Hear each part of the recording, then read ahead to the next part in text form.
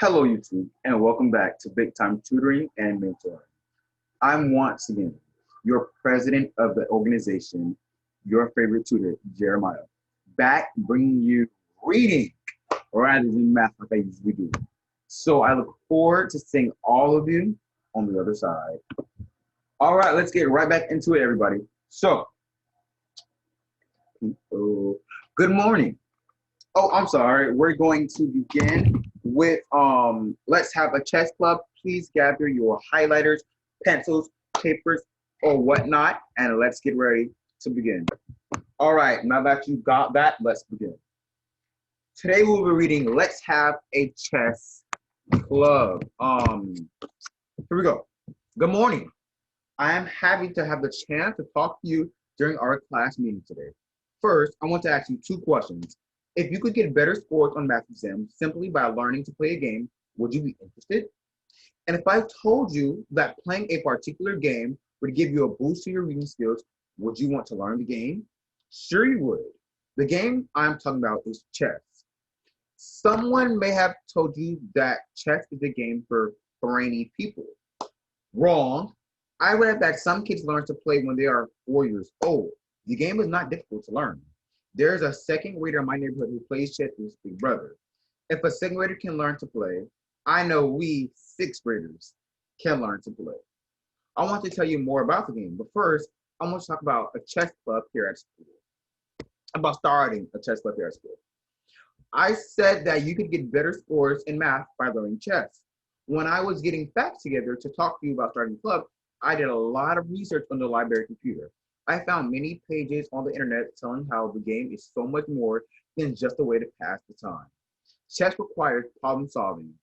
Educators and researchers have done studies with students just like you and me. These studies prove that chess teaches how to think ahead, how to plan, and how to find a systematic in an approach to problem solving. If we know better how to use these skills, it figures we can use these same techniques to solve math problems.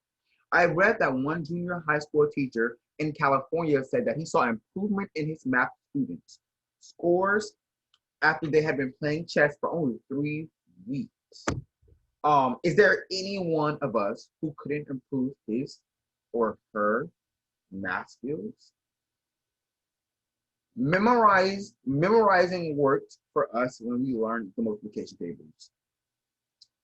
But, sorry about that. All right. But chess is not about memorizing. Sometimes trying to memorize too many facts or formulas get in the way of figuring out things for ourselves. Playing chess is a mental workout. It is thinking and analyzing. When we read, we think about and analyze the material and hope that we comprehend it. Playing chess also will help us to learn to concentrate, something we must do when we read. There is no cost for chess lessons. There is no special equipment to buy or uniform required. The only thing you have to bring to the club meetings is a determination to learn how to play.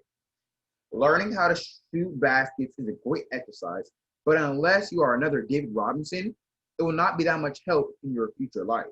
Strategy and reasoning are tools that we can use for a lifetime. Chess will help us develop these skills.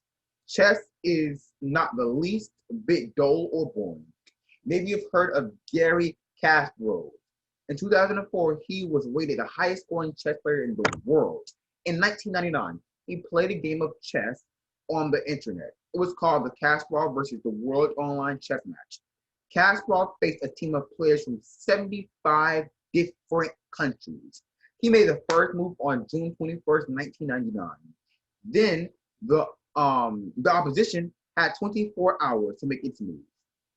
4 chess experts suggested certain moves and posted them online to world team players. The world then voted for the move they thought best. The move that received the most votes was a move the experts used against Kasparov. This game was over in October 1999.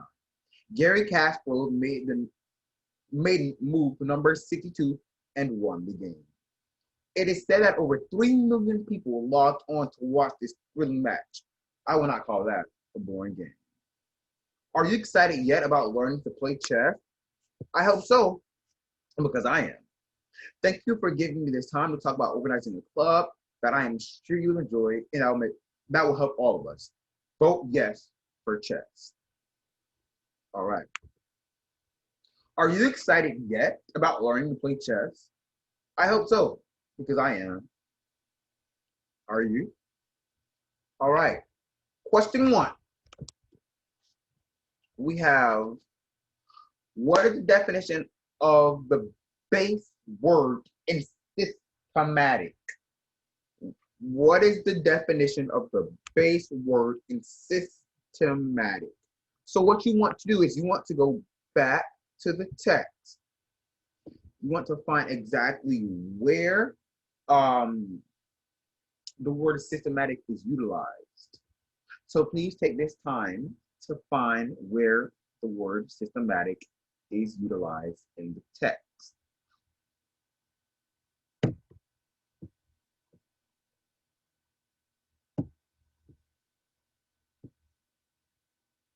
Have you found it? I have. All right, so once you find it, you want to highlight it. Okay, so now the second part of that question was the base word. What do you think the base word of systematic could be?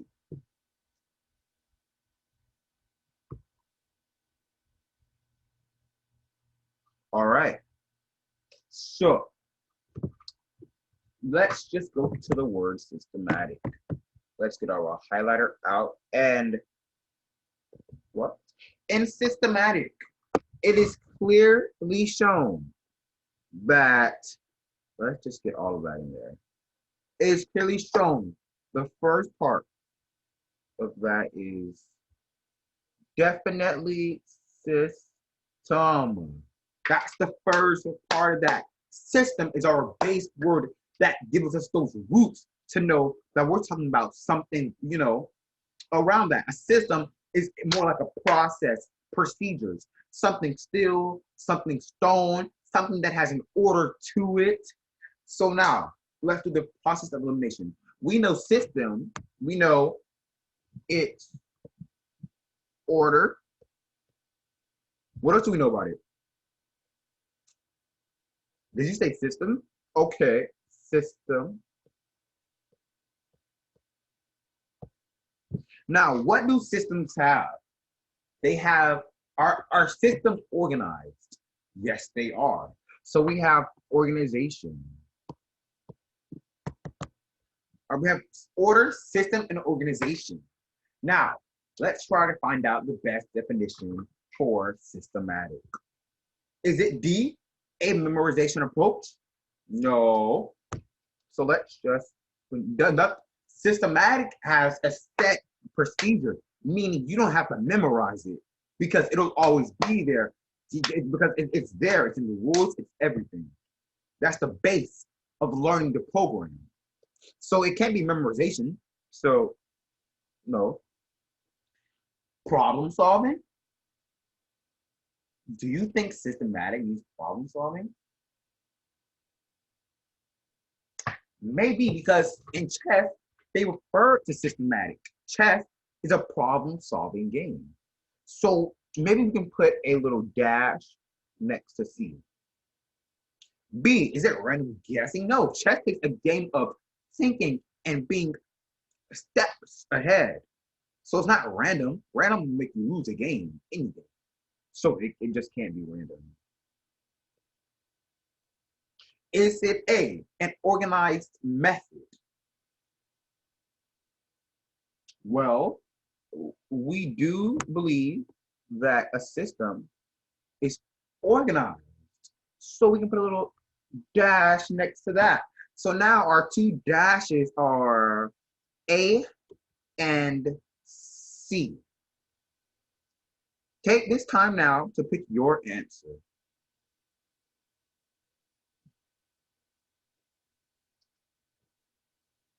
Did you pick C? Problem solving? Guess what? The answer is an organized method.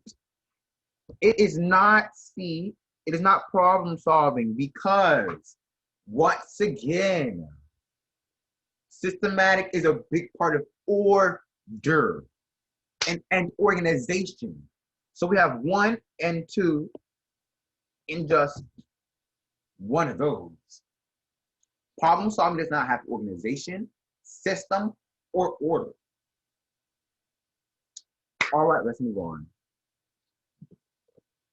So A is our answer for that. It is an organized method. In paragraph 3, what does the narrator mean by, is there any one of us who couldn't improve his or her math skills? Let's go back to paragraph 3. You always want to go back to where they tell you. Now let's find it. Okay, let's highlight where we found it. We found it right here. Let's highlight that right there. All right, we've got it. Is there any one of us who couldn't improve his or her math skills? What do you think the author's asking straight from that question? If you ask me, I think the author's asking, I think the author just presented a case on why people should play chess and the pros and cons of playing chess. So ask yourself, hey, is there any one of us who couldn't improve his or her math skills? In my opinion, the author's asking, is there anybody in the room who feels as if they would not be able to improve their math skills from playing chess? What do you think? Let's go check out the answers. Okay, reread the question. In paragraph 3, what does the narrator mean by, is there any one of us who couldn't improve his or her math skills? Let's check out D. Did he mean only students need to practice math skills? No, he never said that. Because in the passage, it said how Kasparov, somebody from chess that played against 75 countries, a man, not a student. So it can't be that. Now, I've eliminated 1 for you. The rest, this is an on your own. Please now take a time to pause the video and find out. All right, so I take it as you found out your answer, and I will not be telling you the answer to number 2. Let's just hope you're right. Let's go directly to number 3. Number 3, in the phase memorizing works for us when we learn the multiplication tables. What is the meaning of the word tables? Everybody watching this should have done your multiplication tables already. Do they mean food table? Or like more of a an order? This is also, no, it will not be on your own. All right, so let's try it out. Let's think, what is a multiplication table? It's a table, a graph, that's not necessarily a graph, but a table that's organized, organization. It has order, because multiplication goes, order from the least to greatest. 1 times 1, 1 times 2, 1 times 3, 1 times 4. It goes in order from the least to greatest. Then it starts back up on the other side, 2 times 1, 2 times 2, 2 times 3. So, do you think it's furniture? Nah. Do you think it's a list or arranged in a particular order? Yes. If that's what you picked, you are correct. It is definitely that. Number 4 will be our last one. What is the correct analogy? An analogy is a comparison or an example between a specific topic and another, kind of like a simile and a metaphor, but not exactly. Chess is to thinking and multiplication is to memorizing. Chess is to reading is multiplication, is to memorizing. Chess is to computing as multiplication is to memorizing. Chess is to playing as multiplication is to memorizing. What do you think it is? Well, I know what I think it is. And the text, it states directly, you are free to go back to the text.